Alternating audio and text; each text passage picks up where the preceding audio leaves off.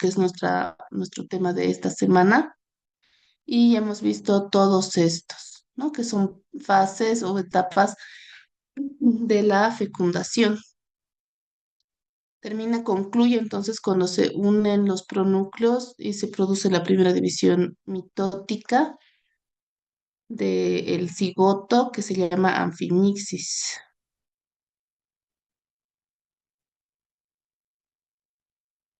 Y vamos a ir, bueno, hemos dicho que transcurre 30 horas desde que hace contacto el espermatozoide con la corona radiante, todas estas fases que son parte de la fecundación.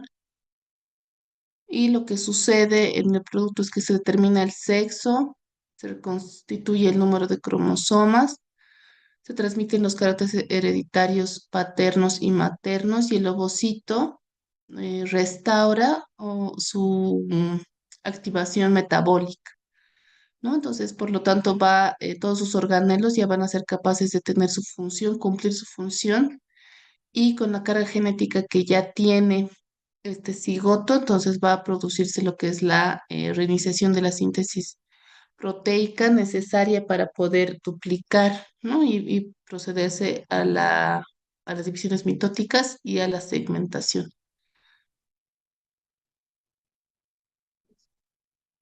¿no? Entonces, la segmentación es la sucesión de divisiones mitóticas que sufre el cigoto para producir gran número de células más pequeñas que se van a llamar blastómeras. Entonces tenemos aquí está el cigoto, ¿no? Que ya ha producido su primera división mitótica, que es la anfimixis, y va a dar lugar a dos células hijas, ¿no? O sea, dos células hijas que van a ser idénticas a su célula madre, ¿no? Entonces aquí dice segmentación del cigoto, etapa de dos células que si han pasado 30 días desde la fecundación, entonces sería más o menos correspondiente esta etapa al día 1, ¿no? En la primera semana de desarrollo, que corresponde a dos células hijas, que ya son más pequeñas que la célula inicial, que era más grande, ¿no? Que se encontraba englobada en todo lo que es la membrana pelúcida que está todavía ahí rodeando al cigoto y ya son células más pequeñas y se van a llamar blastómeras, estas dos primeras células hijas. Y como ven, luego cada blastómera va a dividirse igual por mitosis. Ay, perdón.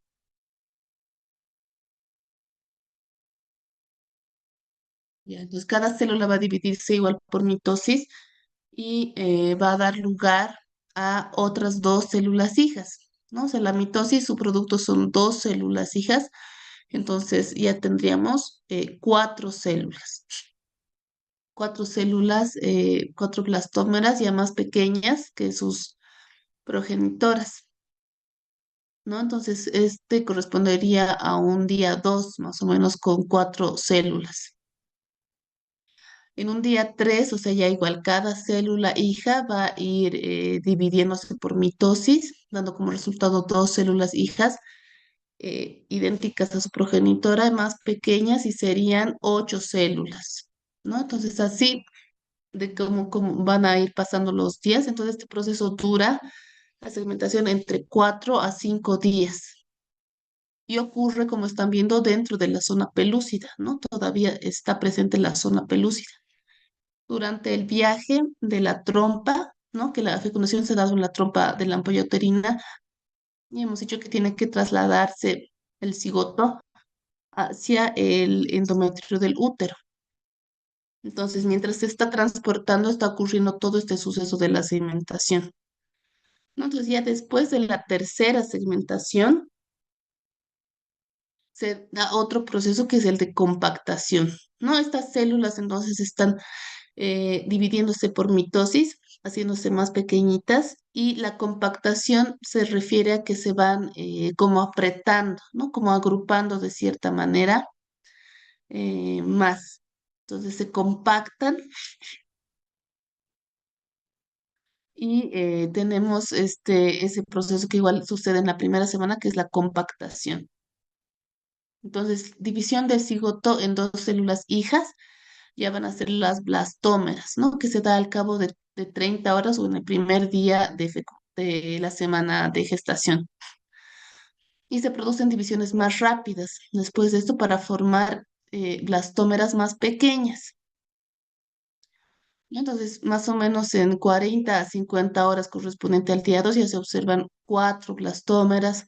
Y aquí tenemos en un día 3 se pueden observar 8, en un día 4 de 16 a más blastómeras. Y como dice aquí, ¿no? De 12 a 16 células al tercer o cuarto día. Y en esta etapa, cuando se encuentra entre 12 a 16 células, se denomina mórula. ¿Ya? O sea que están varias células chiquititas agrupadas, ya compactándose, iniciando el proceso de compactación, entonces eso se llama mórula. Y posteriormente en el día 5 ya se va a formar el blastocisto, que enseguida vamos a explicar cómo es, ¿no? Que igual son parte de las células que van a formar una cavidad y van a formar al blastocisto. Entonces, es importante saber que las células, o sea, son primero por mitosis, nos quiere decir que todas las células son idénticas. Sin embargo, en los procesos que hemos visto en generalidades que son parte del desarrollo, que regulan el desarrollo, hemos visto lo de diferenciación celular. Entonces, ocurre que estas blastómeras pasan por un proceso de diferenciación, ¿no? Entonces, de todas estas celulitas que en un principio están siendo idénticas, ¿no? Se compactan y sus señales moleculares van a hacer que se vayan diferenciando, ¿no? En blastómeras formativas y blastómeras tróficas. Entonces, las blastómeras formativas van a ser las células encargadas de formar el cuerpo embrionario, ¿ya? Entonces, van a situarse en el centro de la mórula, en un inicio cuando se está compactando, y constituyen la llamada masa celular interna. Y las blastómeras tróficas van a ser las encargadas del aporte nutritivo al embrión y se sitúan periféricamente, ¿no? Alrededor de la masa celular interna, por lo tanto, esta se va a llamar masa celular externa y va a dar origen al trofoblasto, que ya hemos visto algo lo que es el trofoblasto, y este trofoblasto va a ir transformándose en lo que es la placenta, que es el órgano que le va a dar nutrición, ¿no? A través de la circulación materna al embrión y al feto.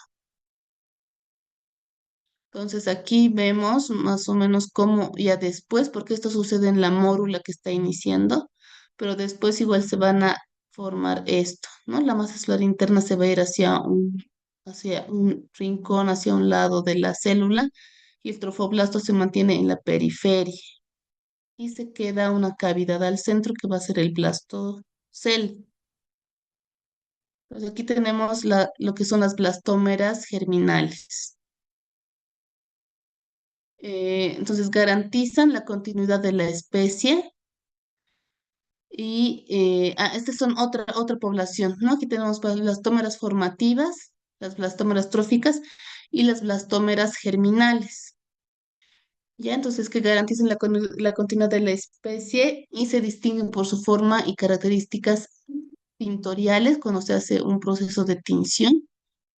No, aquí estamos viendo con un microscopio electrónico, pero ya cuando se hacen procesos de tinción se puede observar que estas blastómeras van a adquirir un tinte y se transforman en las células germinativas primordiales, ¿no? O sea, desde que un embrión es tan chiquito, ya se distinguen y se diferencian lo que son las blastómeras germinales, que como dice su nombre van a dar lugar a lo que hemos visto en gametogénesis, ¿no? Que son las células germinativas primordiales, que van a ir diferenciándose en esta etapa para luego alojarse en la pared del saco vitelino y transportarse hacia la futura gónada, ¿no? Entonces, estas tres poblaciones de blastómeras se diferencian en esta primera semana de desarrollo para poder dar lugar luego a las futuras estructuras que van a ser propias de todo el embarazo.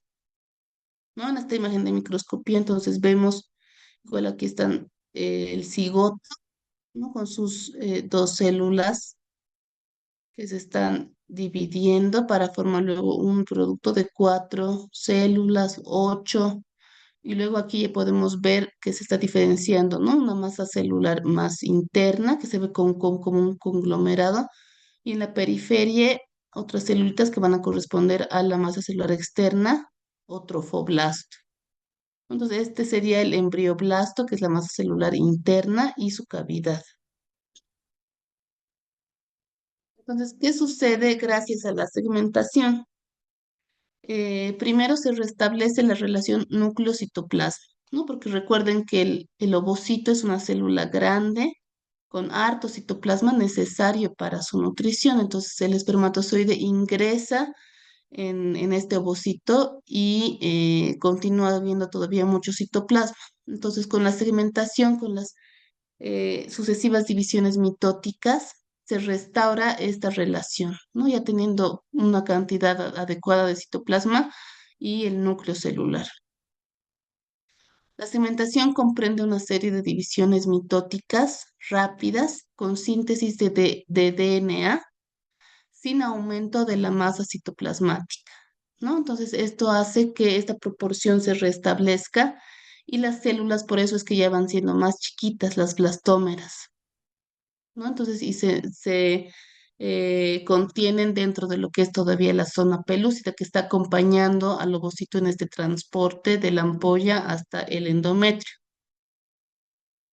Se inicia la diferenciación celular, ¿no? Por eso ya hemos visto que las blastómeras adquieren características especiales y forman grupos como son la masa celular externa o trofoblasto y la masa celular interna o embrioblasto.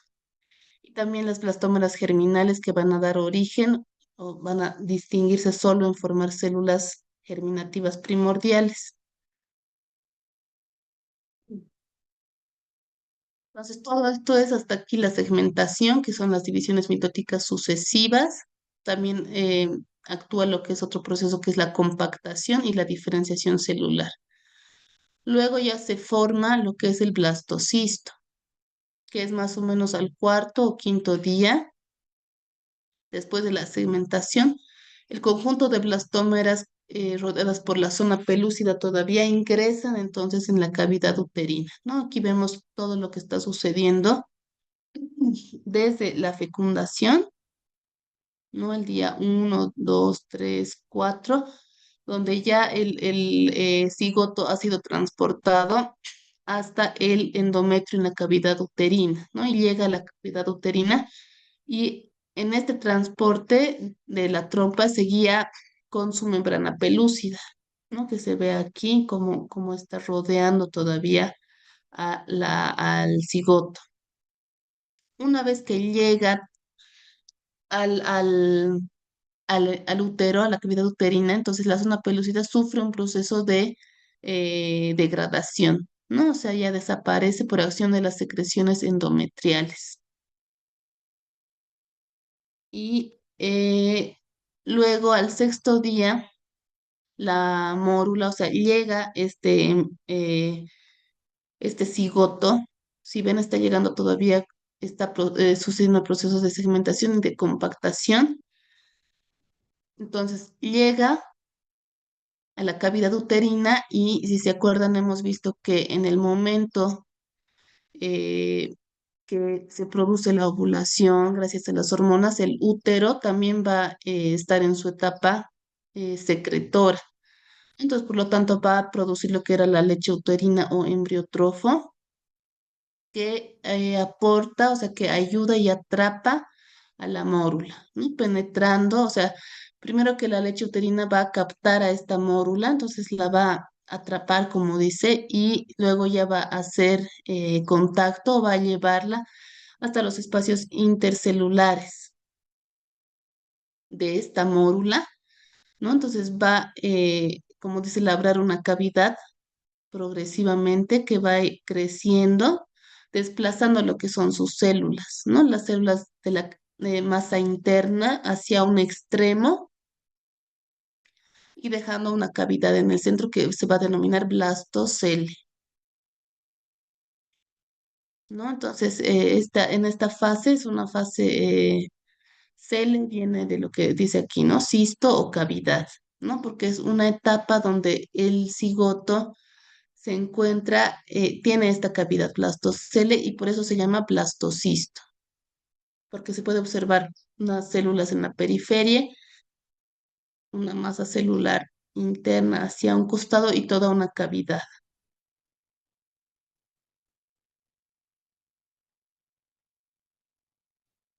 Entonces aquí tenemos la imagen que ha llegado ya este cigoto, ¿no? Este embrión a la cavidad uterina. Aquí ya no tiene la zona pelúcida, ya se ha terminado por degradar, ya tenemos su cavidad, por lo tanto ya estamos hablando de un blastocisto, ¿no? Entonces, las células de la masa celular interna han sido, como dice, desplazadas a un polo embrionario o animal, ¿no? Eso nos quiere decir que en este polo del cigoto se está formando lo que es el embrión. Este era entonces la masa celular interna o embrioblasto, era la encargada de formar propiamente al embrión, ¿no? Aquí estaban todas las células que se llaman germinativas, que van a ser las formativas. Entonces, estas células van a constituir la masa celular interna o el embrioblasto que se van a desplazar hacia un polo del cigoto, formando el polo embrionario o animal. Y el polo opuesto, donde no tenemos nada más que las células trofoblásticas, es el polo embrionario o vegetativo. Pues, a partir de este momento, la masa celular interna se denomina embrioblasto y la masa celular externa se aplana y forma una pared epitelial, ¿no? Que va a rodear a todo lo que es el, eh, el cigoto y va a formar el trofoblasto. Entonces, trofos viene de nutrición, ¿no? Todo esto, entonces, estas células van a estar encargadas a aportar la nutrición y a convertirse en la futura placenta del embrión, ¿no? Esto quiere decir también origen, entonces, ¿no? Por eso es que este es el trofoblasto de donde se va a originar y el embrioblasto de donde se va a originar igual el embrión. Y ha llegado ya entonces a la cavidad uterina. Aquí tenemos el epitelio endometrial, ¿no? Y aquí ya está la leche uterina, todas las secreciones que han invadido y han formado la cavidad. Y bueno, lo que sucede después, ¿no? Alrededor del séptimo día, en la superficie del embrioblasto aparece una capa de células cúbicas que en conjunto constituye el hipoblasto.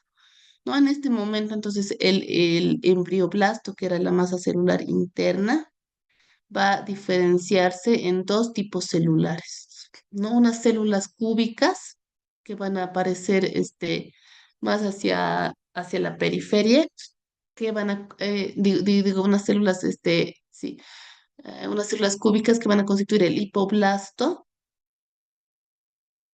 ¿no? Y unas células cilíndricas más altas que van a constituir el epiblasto, ¿no? O sea, epi que va a estar por encima y hipoblasto por debajo. Entonces son las dos líneas germinales que aparecen en las células del embrioblasto, ¿no? Y ya sabemos que a partir de estas dos líneas luego se van a diferenciar igual todas las líneas germinativas propias del embrión, el ectodermo, mesodermo y endodermo.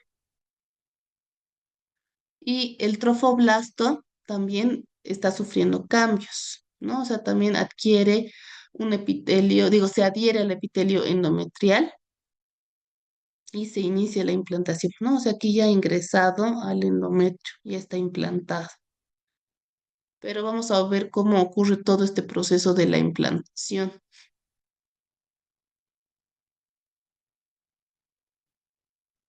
Entonces, el blastocisto que ha llegado a la cavidad uterina, aquí está todo redondito, ¿no? Pero se le hace un corte y se ven así en los esquemas. Entonces, con un trofoblasto, que es la masa celular externa, que va a formar la placenta, y el embrioblasto, una masa celular interna que va a formar el embrión. ¿no? Entonces el trofoblasto es el que inicia primero el contacto con el endometrio. Y de todo el endometrio, o sea que sabemos que está en toda la cavidad uterina, el área donde realmente más común donde se da la implantación es en la parte superior del endometrio del cuerpo uterino, ¿no? Este era el cuerpo uterino. Y en la parte posterior. No recuerden que todo esto es un corte, pero en realidad es una imagen virtual, ¿no? Entonces tiene una cara también anterior y una cara posterior. Y la región más común de la implantación es en la parte superior del cuerpo uterino, en la pared posterior.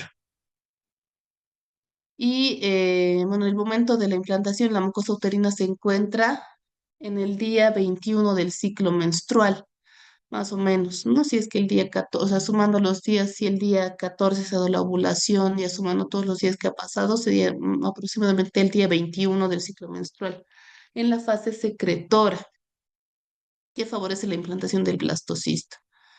Entonces, este blastocisto se adhiere a la mucosa endometrial, ¿no? Gracias a las células del trofoblasto, que van a diferenciarse en dos tipos celulares. Una capa citotrofoblástica, que están viendo aquí en azulito, ¿no? Que son células altas, y una capa que parece más como una masa, ¿no? Sin divisiones celulares, que es el sincicio trofoblasto, que es toda esta, ¿no? Aquí igual ya se está diferenciando un poco estas dos, el citotrofoblasto y el sincicio trofoblasto. Y el sincicio trofoblasto es el que va a ser el invasor. Aquí está esto, ¿no? Entonces, tenemos una capa citotrofoblástica que es la capa interna o trofoblasto celular, cuyas células mantienen una membrana plasmática. Y de esta capa celular citotrofoblástica, las divisiones mitóticas no van a ir migrando las células al sincicio trofoblasto.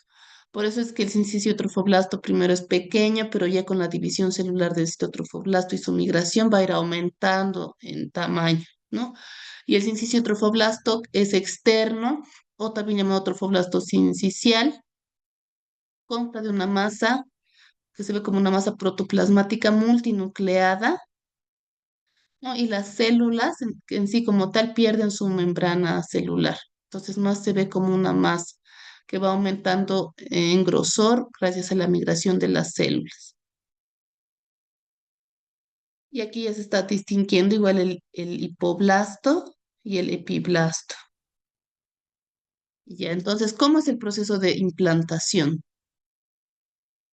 ¿No? Aquí tenemos todo lo que es el miometrio, que es la musculatura uterina, el endometrio con sus capas, ¿ya? Y aquí ya se está formando cómo es la placenta, ¿no? Con sus vellosidades. Entonces, el trofoblasto sincicial es adherente y citolítico. Citolítico quiere decir que va a ir a romper, realmente a invadir algún epitelio, ¿no? En este caso, como está en el endometrio, el del endometrio. Presenta prolongaciones en forma de dedos que crecen induciendo en el epitelio e invaden el estroma endometrial. Eso se ve aquí, ¿no? O sea, es un epitelio adherente que va a tener digitaciones y va a ser citolítico porque va a romper estas células del epitelio para poder ingresar, ¿no? Y invadir el estroma endometrial. La penetración y erosión de las células epiteliales de la mucosa es resultado de la acción de enzimas proteolíticas. Ya sabemos que una enzima entonces es una proteína que va a tener funciones específicas, ¿no? En este caso de degradar o de romper, de hacer lisis, de romper en las proteínas y por lo tanto poder producir esta invasión. La mucosa uterina estimula esta acción proteolítica, entonces por lo tanto la implantación es el resultado de la acción mutua entre el endometrio y el trofoblasto. Entonces, de esta manera se inicia la invasión con todas las celulitas, ¿no? Del citotrofoblasto que van a llegar a invadir el endometrio.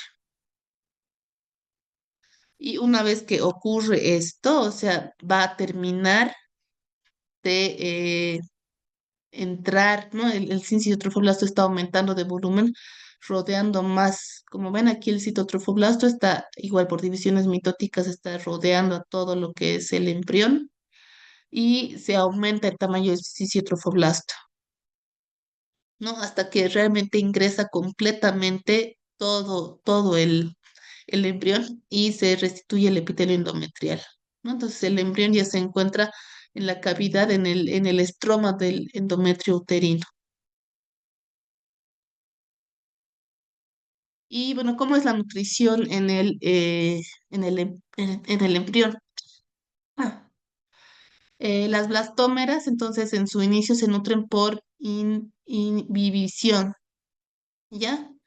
A partir de las sustancias secretadas por el epitelio de la mucosa de la trompa. No sabemos que las blastómeras, hasta la mórula que está formando el blastocisto, están en la trompa uterina y la trompa uterina tenía también su mucosa, su musculatura y tiene igual células ciliadas que van a producir secreciones, ¿no? Entonces, esta van a nutrir, ¿no? O sea, absorbiendo o inmiscuyéndose este material para nutrir a las blastómeras. Y cuando llega a las glándulas, a la cavidad endometrial, también a través de las glándulas endometriales. La leche uterina o el embriótrofo, que es una sustancia rica en lípidos, glucógeno y mucopolisacáridos, van a llegar a la célula por el proceso de simple difusión, ¿no? O sea que van a pasar a través de sus membranas celulares, difundirse y de esta manera nutrir al blastocisto en este momento.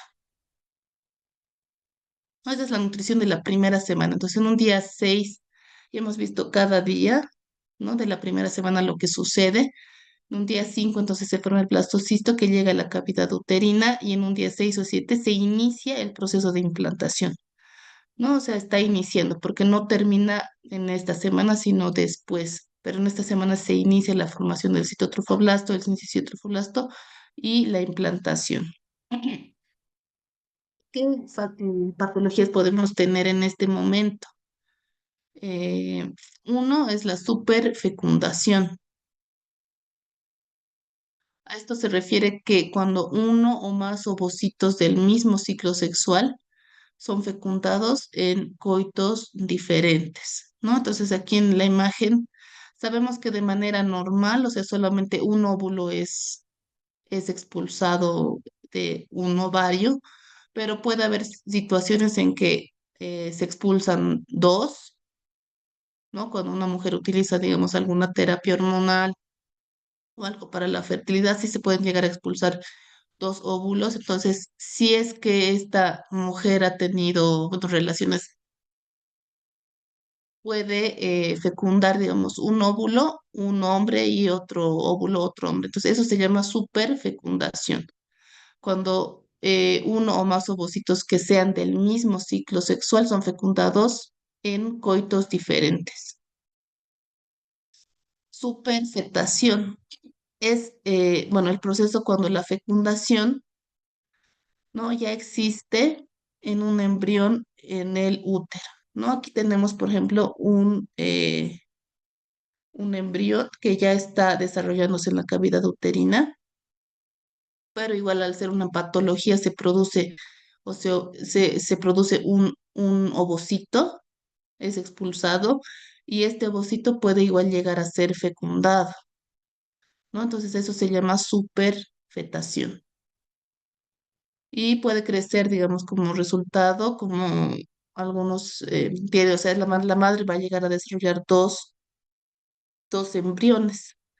Entonces sí podrían llamarse también gemelos disigóticos o mellizos, es decir, que cada uno va a tener justamente todas sus estructuras, cavidad amniótica, placenta y van a crecer como mellizos, ¿no? Pero es en realidad una superfetación. Luego, abortos tempranos que pueden ocurrir en esta primera semana, o sea, es común y un aborto, o sea, se define como la pérdida de la gestación antes de las 20 semanas, ¿no? Se puede producirse antes de las 20 semanas, se denomina aborto, cualquier semana que sea.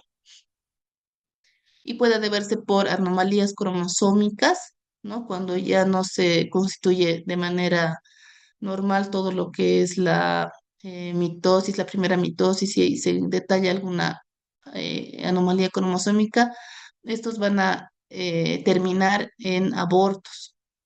Medicamentos, cuando la madre desconoce su embarazo y toma medicamentos, puede producir también algún aborto espontáneo, ¿no? Entonces, o anomalías uterinas, también aquí, por ejemplo, tenemos en este esquema un útero que es didelfo, ¿no? Tiene como un tabique, entonces este útero tampoco va a poder resistir o no va a poder desarrollar de manera adecuada todo lo que es el embarazo, y también estos productos terminan en abortos.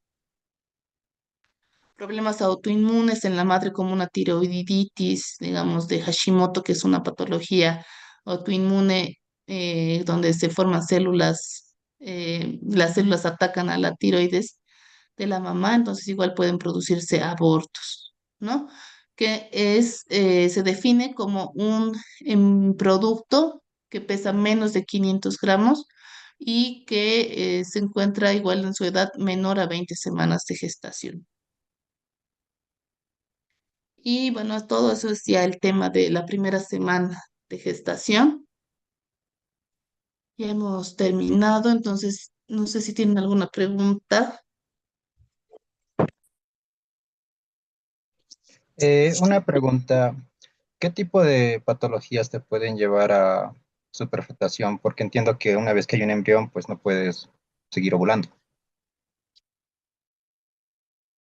Generalmente disfunciones hormonales, ¿no? O cuando estos embriones, ay, digamos, este ovario de alguna manera es poliquístico, eso nos quiere decir que tiene hartos folículos terciarios que están acumulando ahí a su ovocito que ya está casi listo para ser expulsado. Entonces, si hay alguna alteración hormonal, entonces estos pueden llegar a salir y así puede producirse esta patología.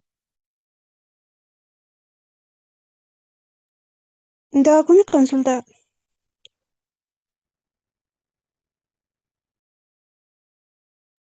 Sí, Lucero. Por parte de los mellizos, como estaba diciendo, ¿la fecundación se puede realizar en los actos sexuales? ¿O cómo era esa parte? Bueno, aquí le han puesto así, la superfetación, que no serían, o sea, cronológicamente no serían, no tendrían la misma edad estos bebecitos. Pero Mm, este es, bueno, eso no son los mellizos normales. Los mellizos normales, ay, perdón, te dan igual en este momento. Bueno, no va a entrar en su examen, pero es aquí, ¿no? O sea, cuando se está aquí, cuando se está formando o dividiendo la célula, entonces por alguna razón, algún momento, se dividen y se agrupan y se forman dos embrioblastos, ¿no? O sea, los mellizos gemelos son el resultado de un óvulo que ha sido fecundado por un espermatozoide, que es lo normal para tener 46 cromosomas, pero que en este proceso de división celular por mitosis, en la segmentación, se da que se forman o se diferencian dos embrioblastos. Entonces, en este momento ya se va a ir desarrollando los gemelos, que de acuerdo al día que sucede esta diferenciación, ¿no? Puede ser igual después de este proceso, van a ser los siameses, por ejemplo, que permanecen, digamos, son dos productos, pero permanecen unidos por ciertos segmentos. Entonces, quiere decir que son productos que han sido, han tenido esta diferenciación un poco más, sí, o sea, más tarde, ¿no? Entonces, porque aquí ya se está diferenciando, digamos, un embrioblasto, y si se diferencia otro embrioblasto, también va a diferenciarse un trofoblasto. Entonces, esos productos van a tener cada uno su cavidad amniótica, su saco vitelino, su placenta. Sin embargo, si este proceso de diferenciación en dos ocurre después, entonces ya va a estar casi todo más formado y por eso es que permanecen unidos los gemelos siameses en algún segmento, ¿no? Porque no se ha terminado de, o sea, no se ha diferenciado completamente bien. Algunas estructuras van a permanecer como únicas y no como dobles. Eso es lo que ocurre en los gemelos o mellizos. O también que pueden ser, hemos dicho, dos óvulos que van a ser cada uno fecundado por dos espermatozoides. Y la patología en sí que hemos mencionado es la superfetación, que los productos, o sea, no son cronológicamente de la misma edad gestacional, ¿no? Uno es más grande y otro es más chiquito. Puede ser una semana de diferencia, o sea, algo así corto, pero sí no tienen la misma edad gestacional como ocurre en los gemelos verdaderos o los monocigóticos, ¿no? Gracias, Doc. Doc, una pregunta, disculpe. Disculpe, Doc. A ver, primero William, luego José. Ya, disculpe, con respecto a la superfecundación, he entendido, esta superfecundación es fecundado por dos personas diferentes, dos hombres diferentes. Esa parte no entendí muy bien. Sí, ¿no? O sea, por eso aquí en su dibujito está con verde y con azul, porque en un mismo ciclo sexual a veces la mujer puede presentar, hemos dicho, dos óvulos. Entonces, si en un ciclo sexual, digo, si en una relación coital ya se fecunda uno y el otro puede fecundarse el otro óvulo en otra relación sexual. Entonces, por eso puede ser, en realidad, o sea, no, su definición es como en coitos diferentes, ¿no? No dice con personas diferentes, pero claro, ya se puede entender que son dos personas diferentes.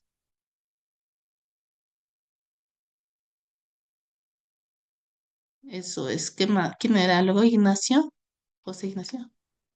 Disculpe, Doc, una consulta. ¿Será que podría pasar las diapositivas para que podamos tomarle captura, por favor? Ya,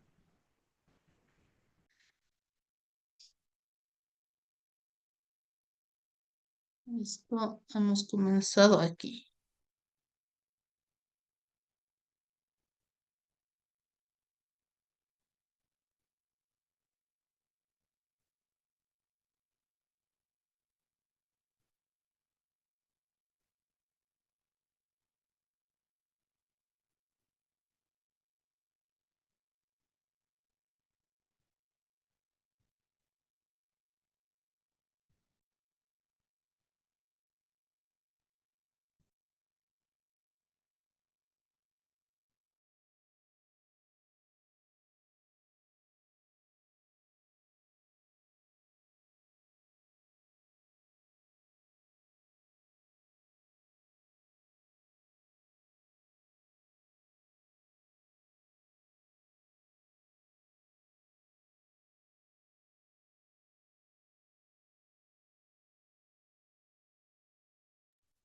Muchísimas gracias. Ya, bueno, entonces, ¿alguna otra pregunta, chicos? O pueden escribir. Doc, ¿le puedo hacer una petición? Me gustaría que tal vez al iniciar la semana, en nuestra primera clase, pudiera presentarnos de golpe todas las diapositivas, porque es incluso más fácil seguirle. Cuando retrocede y avanza, un poco nos confundimos y cuando ya tenemos todo como que ordenado, es más fácil para nosotros. Toda la clase quieren, creo que me han pedido o no sé qué grupo, un grupo me ha pedido eso y se lo he hecho. No me acuerdo si eran ustedes, pero sí, Por favor, no hay sí, al problema. inicio de cada semana. Nos ayuda mucho. Ya, sí, no, no hay problema para que puedan ir viendo, leyendo y ver. Oh, la siguiente.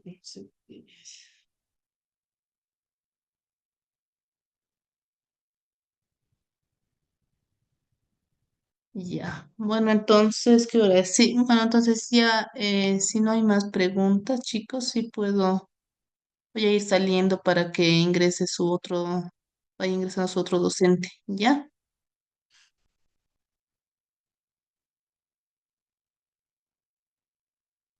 Gracias, Doc. Hasta luego.